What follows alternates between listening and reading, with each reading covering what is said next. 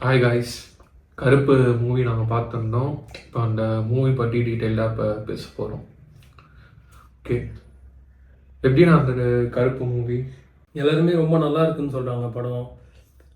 First நம்ம review பார்த்தப்போ எல்லாத்துலேயும் வந்து கொஞ்சம் ஓவர் ஹைப்டா அப்படின்ற மாதிரி ஃபீல் ஆச்சு. சரி போய் படம் பார்க்கலாம், அந்தளவுக்கு நல்லா இருக்குது அப்படின்னு சொல்லிட்டு போய் படம் பார்த்தோம். ஓகே, படம் எனக்கு பிடிச்சிருந்தது. பட் என்னன்னா அபோவ் ஆவரேஜ் மூவி மாதிரி தான் இருந்தது தவிர, இப்போ காந்தாரா மற்ற மூவிஸோட கம்பேர் பண்ணுற மாதிரி ரொம்ப பயங்கரமாக அந்த மாதிரிலாம் இல்லை படம். ஒரு சில இடத்துல கொஞ்சம் லேக் ஆகுற மாதிரி இருந்தது. லாஜிக் வந்து ரொம்ப கொஞ்சம் மிஸ் ஆகிற மாதிரி இருந்தது. சரி, இது கிட்டத்தட்ட ஒரு காட் ஓரியன்டன்றப்போ அந்த இடத்துல நம்ம லாஜிக்லாம் அதிகமாக பார்க்க முடியாது. இருந்தாலுமே அந்த ஜானர்லேயே கொஞ்சம் லாஜிக் மிஸ் ஆகிற மாதிரி இருந்தது. இன்னும் சொல்லப்போனால் வந்து இன்டர்வெல்லையே படம் முடிஞ்சிடுச்சு. அதுக்கப்புறம் படம் கொஞ்சம் எடுக்கணும் அப்படின்ற மாதிரி எடுத்துருந்த மாதிரி இருந்தது. மற்றபடி காமெடி ஒரு சில இடத்துல ஒர்க் அவுட் ஆயிருந்தது. ஆர்ஜே பாலாஜியோட ஆக்டிங் ஓகே. ஃபர்ஸ்ட் ஹாஃபில் பார்த்தா ஒரு ஸ்டோரி இன்ட்ரோடக்ஷன் நல்லா இருக்கும். ஒரு 2 பேரை ராபரி பண்ணுவாங்க, அது வச்சு ஒரு ஸ்கேம் பண்ணுவாங்க கோர்ட்டில் ஸ்கேம் பண்ணுறப்போ எப்படியெல்லாம் இந்த கோர்ட் ஸ்கேம் பண்ணுறாங்க. நம்ம ஆர்ஜே பாலாஜி வந்து கோர்ட்லேயே ஒரு பவர்ஃபுல்லான ஆளாக இருக்காரு. அவரை எதிர்க்க கடவுளே வந்தா கூட ஜெயிக்க முடியல. அதான் ஒரு விஷயம். என்ன சொல்றீங்க?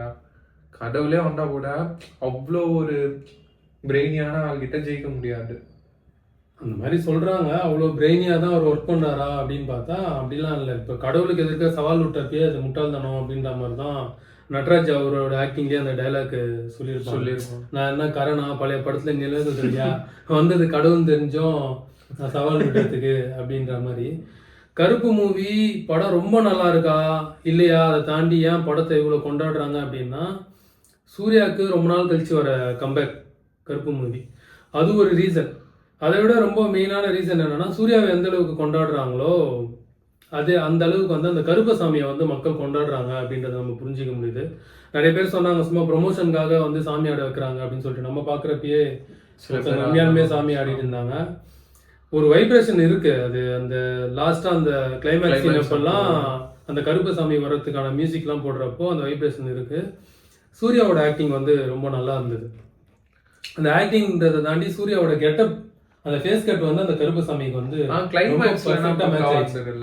ஸ்டார்டிங் காமிச்சத விட கிளைமேக்ஸ்ல தான் வந்து கொஞ்சம் ஃபுல்லா காட்டுறாங்க. அது வரைக்கும் ஒரு சின்ன சின்ன கிளிம்ஸ் மாதிரி தான் பேசிக்கா காட்டுறாங்க. நிறைய பேர் சூர்யா அவர்களை கோஸ்ட் ரைடர்ன்ட்டு தப்பா புரிஞ்சுக்கிறாங்க. நம்மளுக்குனா தெரியும் கருப்புலயே சங்கிலி கருப்புன்ட்டு ஒரு வெரைட்டி இருக்குன்ட்டு. அது நிறைய பேருக்கு தெரியல. கருப்பு சாமியை பொறுத்த வரைக்கும் இந்த மாதிரி வந்து குதிரையில நெருப்பு எரிஞ்சு வர மாதிரி நம்மளோட ஓல்டு மூவிஸ்லயே காட்டியிருப்பாங்க. இல்ல அந்த சீரியல், பழைய சீரியல், அதுனா மர்மதேசம் சீரியல், அந்த மாதிரி இடத்துலயே அதெல்லாம் காட்டியிருப்பாங்க. கோஸ்ட் ரைடர் வந்து ரொம்ப ஃபேமானதால அந்த ஃபீல் வருது நம்மளுக்கு. அந்த சங்கிலி அடிக்கிறது மட்டும் கொஞ்சம் எக்ஸ்ட்ராவா அது கோஸ்ட் ரைடருக்கு ரொம்ப சிமிலரா இருக்க மாதிரி ஃபீல் ஆகுது சங்கிலி அடிக்கிறது. ஓவரால் ஆக்டிங் வைஸ் பார்த்தா சூர்யா நல்லா பண்ணியிருக்காரு. கிளைமேக்ஸ்லனா சரியான ஆக்டிங்கு. ஆர்ஜே பாலாஜி சூப்பராகவே பண்ணியிருக்காரு இதில். அதை தவிர்த்து இந்த இந்திரன் கேரக்டர் சொல்லலாம். படம் எந்த அளவுக்கு நல்லா இருக்குதுன்றதை தாண்டி இந்த படம் தேவையான படமா அப்படின்னு தான் நம்ம பார்க்கணும். ரொம்ப ரொம்ப தேவையான படமா இருக்கு இந்த படம். யூஸ்வலாகவே கோர்ட்டு, ஜட்ஜு, இன்னும் சொல்ல போனால் லாயர்ஸு, இவங்களை விமர்சிக்கிற மாதிரி படம் வர்றது வந்து ரொம்ப ரேர் தான். அவ்வளோ பிரேவாக அதை பண்ண மாட்டாங்க. அது லா படியுமே அது ஏதோ தப்பாக என்னன்னு நம்மளுக்கு சரியாக தெரியல. அப்படி இருக்கிறப்போ அங்கே இன்கேஸ் வந்து கோர்ட்டில் ஏதாவது ஒரு விதத்தில் தப்பு நடந்துச்சு அப்படின்னா அது இந்த வெளி உலகத்துக்கோ மக்களுக்கோ பெருசாக போய் ரீச் ஆகாமல் இருக்கும். கோர்ட்டு எல்லாருமே போயிருக்க மாட்டாங்க. யூஸ்வலாக தமிழ் படத்தில் இல்லை யாருன்னா ஒரு பெரிய ஃபேமஸான பர்சன் நிஜ வாழ்க்கையிலே அவங்களுக்கு எதனா ப்ராப்ளம் வந்துச்சு அப்படின்னா லாஸ்ட்டாக வந்து எனக்கு சட்டத்து மேலே நம்பிக்கை இருக்குன்னு சொல்லுவாங்க. அவங்க சொல்கிறப்ப நம்மளுக்கு அவங்க மேலே நம்பிக்கை வராது. அந்த மாதிரி ஒரு சுச்சுவேஷன் தான் இருக்குது. சரி, இங்கே உள்ள இதெல்லாம் நடக்குது, இந்த மாதிரி ப்ராப்ளம்லாம் இருக்குது கோர்ட்டில், எங்களுக்கு நம்பிக்கை இல்லை அப்படின்னு இது வரைக்கும் யாருமே வெளியே சொன்னதில்லை. ஏன்னா அவங்களுக்கு சரியான தீர்ப்பு வந்துடணும். நம்ம இப்படி சொல்லிட்டா நம்மளுக்கு அகெயின்ஸ்டாக வந்துடுமோ தீர்ப்பு அப்படின்றதாலே நிறைய பேர் உண்மையை வெளியே பேசினதில்லை. இந்த விஷயத்த, இந்த உண்மையை வந்து வெளியே பேசுறதுக்காகவே வந்து நம்ம கருப்பு படத்துக்கு ஆதரவு தெரிவிக்கலாம். ஈவன் அது கொஞ்சம் ஆவரேஜாக இருந்தாலும், அது ஓவர் ஹைப்டாக இருந்தாலுமே, கருப்பு மாதிரி படம் ரொம்ப முக்கியமான தேவைதான். இன்னொன்று வந்து கடவுள் வந்து இறங்கி பழி வாங்குவாருன்றது வந்து மக்களோட ஆசை தான். அப்படி கடவுளே துணைக்கு வர்றப்போ வந்து மக்கள் வந்து அதை கொண்டாட ஆரம்பிச்சிருவாங்க. அது கூட இந்த பெரிய ஹிட்டுக்கு ஒரு ரீசனாக நான் பார்க்குறேன். படத்தோட மியூசிக் பற்றினா நான் கேட்டுட்டு இருந்தேன், நல்லா இருக்கல இந்த சாங் அப்படின்னு சொல்லிட்டு. இவருக்கு வந்து சாய் அபியங்கர் மேலே ஒரு அபிப்பிராயம் இருந்தது, தேட்டரில் சொல்லிட்டு இருந்தார். நான் அவர் நல்லா தான் போடுறாரு, ஆனால் ஒரு பாட்டை சூப்பராக போட்டுருவார் ஒரு மியூசிக்கை. அந்த ஒரு மியூசிக்கை வச்சு படம் ஃபுல்லாக ஓட்டிடுவார். நான் இப்போதான் தெரிஞ்சு, ஸோ அந்த மாதிரி ஒரு ட்ரெண்டை ஃபாலோ பண்ணுறாரா அப்படின்னு சொல்லிட்டு. பயங்கரமாக இருக்குது அந்த சாங்கே, நல்லா இருந்தது.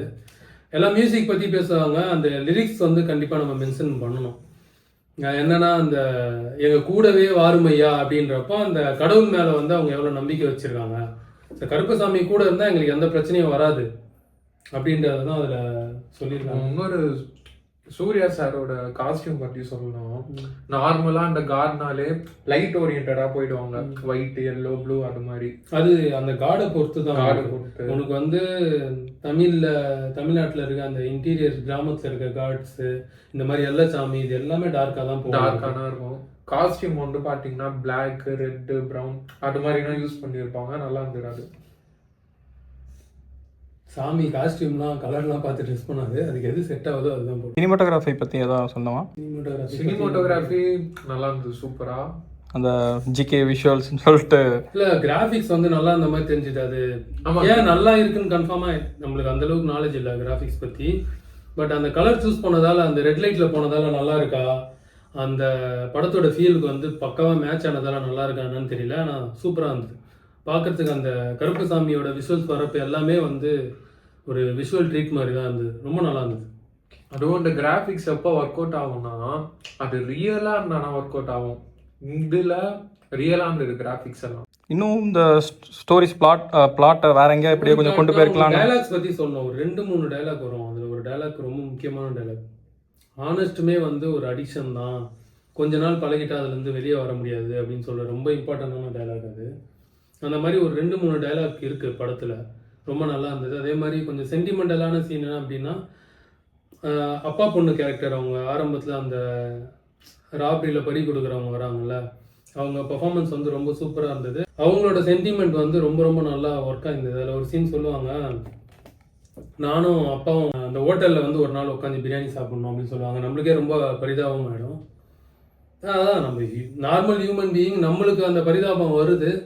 நம்மளை விட பல மடங்கு நியாயத்துக்காக போராடுறவங்களுக்கு அந்த பரிதாபம் வராத மாதிரி படத்தை காட்டியிருக்காங்க. நிஜத்தில் வந்து நம்ம எல்லாரை பற்றியும் தெரியாமல் நம்ம சொல்ல முடியாது, மேக்ஸிமம் அப்படி இருக்கும் அப்படின்றதான் நம்மளோட கேஸ். மோட்டோ ஏதாவது ஆன்லைன் சொல்லணும் அப்படின்னா அவங்களுக்கு என்ன மோட்டோன்றது தெரியல.